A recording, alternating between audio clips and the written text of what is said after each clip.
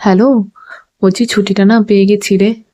তুই যে বলেছিলি তোর রবিবার ছুটি আছে, কিন্তু আমার তো ওই দিন মর্নিং ডিউটি ছিল না। তো আমি দিদিকে বলেছিলাম, দিদি অ্যাডজাস্ট করে ঠিক ছুটিটা দিয়ে দিয়েছে। তো কোথায় যাবি ভাবছিস? প্ল্যান কর কিছু। কোথায় যাই বল?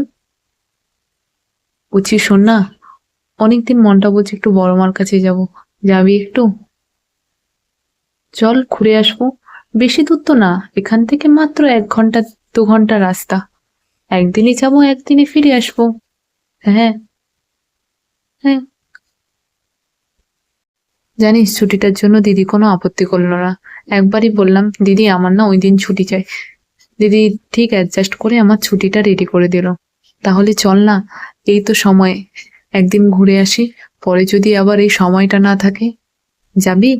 তাহলে প্ল্যান করি চল। আমি কিন্তু শাড়ি পরবো। তুই? তোরটাও ভেবে আমাকে বলিস কিন্তু। কিন্তু ওয়েদারটা যে অনেক বৃষ্টি, কিভাবে যাব? ঠিক চলে যাব মায়ের ডাকে। প্ল্যানটা যেন আবার মধ্যখানে ক্যান্সেল না করে দিস, যাবো কিন্তু।